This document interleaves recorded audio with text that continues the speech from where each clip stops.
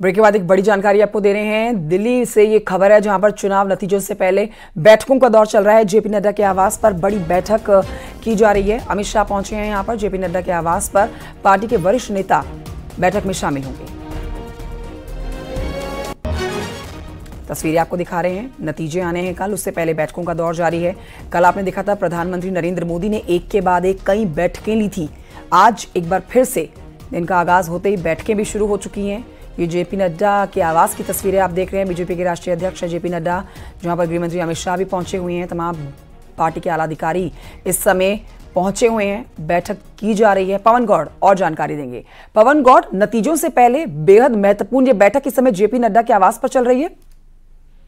देखिए, जो बैठक है बीजेपी अध्यक्ष जेपी नड्डा के आवास पर थोड़ी देर में शुरू होने वाली है। गृह मंत्री अमित शाह बैठक के लिए पहुंच चुके हैं। उनके अलावा आपसे थोड़ी देर के अंदर रक्षा मंत्री राजनाथ सिंह भी पहुंचेंगे। उनके साथ साथ पीयूष गोयल और जो अश्विनी वैष्णव हैं, मनसुख मंडाविया जो केंद्रीय मंत्री हैं, वो सब लोग भी थोड़ी देर में यहाँ बीजेपी अध्यक्ष जेपी नड्डा के आवास पर पहुंचेंगे। और चुनावी नतीजों से ठीक पहले, एक दिन पहले बड़ी बैठक जो है बीजेपी अध्यक्ष जेपी नड्डा के आवास पर होगी। उसको क्योंकि उस बैठक में जो पूरी दिशा निर्देश जो है वो तय किए जाएंगे। किस तरह से कल को जो मतगणना होगी उसको किस तरह से, उसकी तैयारी किस तरह से करवानी है, किस तरह से जो आगे के कार्यक्रम होंगे, क्योंकि बीजेपी अपनी जीत को लेकर पूरी तरह आश्वस्त है। तो ऐसे में आगे किस तरह से कार्यक्रम रखने हैं, क्योंकि खबर ये भी आ रही है कि प्रधानमंत्री नरेंद्र मोदी जो है एक बड़ा रोड शो कर सकते हैं। जो उनके आवास जो 7 लोक कल्याण मार्ग है और उससे लेकर बीजेपी मुख्यालय तक एक भव्य रोड शो कर सकते हैं। तो उसकी तैयारी को लेकर ये काफी सारी जो चीजें हैं वो सब इस बैठक में डिस्कस होनी है। तो अब से थोड़ी देर के अंदर बीजेपी अध्यक्ष जेपी नड्डा के आवास पर एक बड़ी बैठक शुरू होने वाली है। तो बड़ी बैठक है ये जो कि शुरू होने वाली है। कल नतीजे आने हैं और नतीजों से पहले ये अहम बैठक मानी जा रही है। पवन गौड़ हमारे सहयोगी जानकारी दे रहे थे। पवन, शुक्रिया आपका जानकारी के लिए।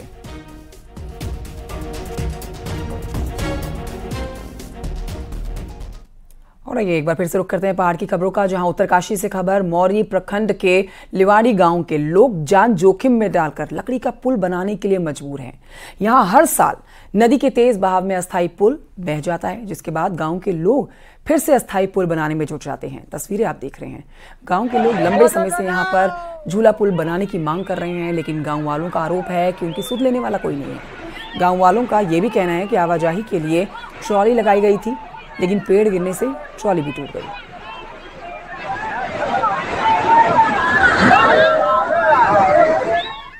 बरसात में चला जाता है और हर वर्ष ही इसको ग्रामीणों द्वारा लगाया जाता है। विभाग को भी कई बार सूचित किया जाता है कि इस पुल को लगाया जाए, कोई अच्छा पुल लगाया जाए।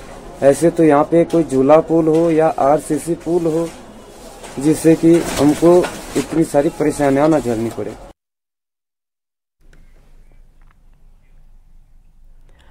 मैदान में गर्मी का सितम बढ़ रहा है और पर्यटक पहाड़ का रुख कर रहे हैं। ऐसे में हिल स्टेशन जाम का झाम झेल रहा है। नैनीताल से खबर है, जहां पर पहले ही कैरिंग कैपेसिटी ओवरलोडेड है और अब भीड़ प्रकृति और पर्यावरण के लिए भी चिंता का सबब बनने लगी है। देखिए रिपोर्ट।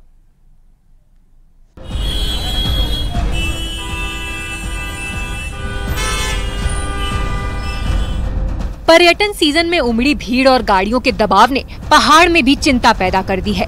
गाड़ियों के दबाव ने तापमान को बढ़ाया ही है और हिल स्टेशन में लोड भी डाला है। हालात ये है कि कैरिंग कैपेसिटी से ज्यादा टूरिस्ट नैनीताल समेत सभी टूरिस्ट स्पॉट पर पहुंच रहे हैं। इन सब का असर ये है कि पिछले कुछ सालों में अधिकांश पानी के स्रोत सूख गए हैं, तो झील पर भी असर पड़ा है। और इसका प्रभाव जो है वो लेक में जो पानी जा रहा है उसके प्रभाव पर भी पड़ा है। पहले हमारे वहाँ ये कहा जाता था नैनीताल में 60 नेचुरल स्प्रिंग्स थी, अब मेरे ख्याल में 4-5 से भी अधिक नहीं होंगी। पर्दाधारा आप देख लीजिए, वहाँ लोग नहाने जाते थे, वहाँ पानी नहीं आता। इसी तरह से चूना धारा जो स्नोव्यू की रोड में था वो बिल्कुल सूख गया है। धीरे धीरे सब धारे जो हैं ये सूखते जा रहे हैं। गौरतलब है कि पिछले कुछ सालों में नैनीताल की कैरिंग कैपेसिटी इस कदर बढ़ी कि सीधा असर यहाँ के मौसम पर पड़ा। साल दर साल स्नोफॉल में कमी आई तो अब लोकल मॉनसून और बर्फबारी सपना जैसा बनकर रह गया है। पर्यावरण के बजाय पर्यटन पर फोकस होने से 5 से 8 डिग्री तापमान बढ़ गया है, जो अब चिंता देने लगा है। सार्वजनिक परिवहन की दिशा में जो शटल है वो एक पहला प्रयास है। उसके बाद भविष्य में जो है इस पर भी विचार किया जा रहा है कि हल्द्वानी या आसपास के जो क्षेत्र हैं उनमें हम किसी प्रकार के जो बफर जोन हैं वो बना पाएं, जिसमें लोगों के जो निजी वाहन हैं उनको वहां रोककर वहां से सार्वजनिक परिवहन के रूप में बसें या अच्छी ट्रैवलर्स इत्यादि चलाए जा सकें। हालांकि सरकार ने कैरिंग कैपेसिटी तय करने को जरूर कहा, लेकिन पहाड़ में पर्यटन के जो हालात हैं, उसका सीधा असर पर्यावरण, प्रकृति और वनों पर तो पड़ ही रहा है, मगर भविष्य की चिंता भी दिख रही है।